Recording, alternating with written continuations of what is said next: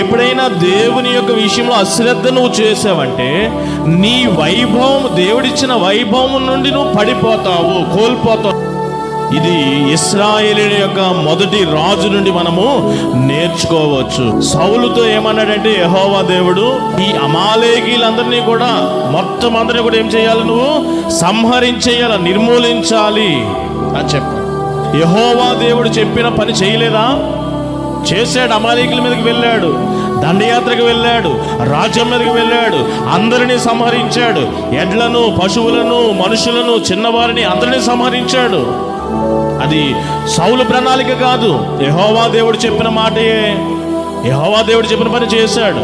కానీ శ్రద్ధతో చేశాడా అంటే ఏమి చెప్పాడో అక్షరాలు అది చేయడమే శ్రద్ధతో చేయడము. ఏదో చెప్పాడు కదా చేసామంటే, ఏమి చెప్పాడు ఏమి చేసామంటే పరిపూర్ణంగా ఏది చెప్తే అది చేయడము శ్రద్ధ.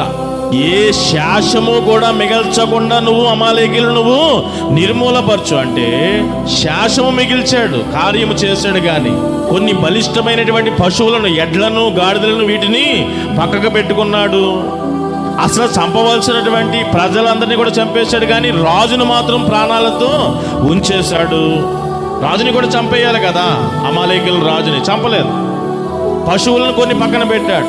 తీరా యెహోవా దేవుడే తన సేవకుని పంపించి అడిగిస్తే ఇది యెహోవా దేవునికి బలి కొరకు ఉంచాను అంటున్నాడు మరలా సౌలు. దేవుడు చెప్పిన పని శ్రద్ధతో చెయ్యాలి. శ్రద్ధ అంటే చెప్పినది చెప్పినట్టుగా చేయడమే శ్రద్ధ, కొద్దిపాటి నిర్లక్ష్యమే. ఇక్కడ కూడా సౌలు దేవుడు చెప్పిన పనే చేశాడు. అమాలేకీల మీదకి వెళ్ళవలసిన పనేముంది సౌలుకి? లేదు, యెహోవా దేవుడు చెప్పాడు కాబట్టి వెళ్ళాడు, చెప్పింది చేశాడు. కానీ శ్రద్ధ. మీరు కూడా పాడుతున్నారు, దేవుని బిడ్డలు కాబట్టి అర్పణలు అర్పిస్తున్నారు, దేవాలయానికి వస్తున్నారు, ఏదో ఆరాధన చేస్తున్నారు. శ్రద్ధ దేవుడు చెప్పిన విధముగా మీరు చేయాలి. అశ్రద్ధగా కాకుండా శ్రద్ధతో చేయాలి. మీరు శ్రద్ధతో చేయాలి.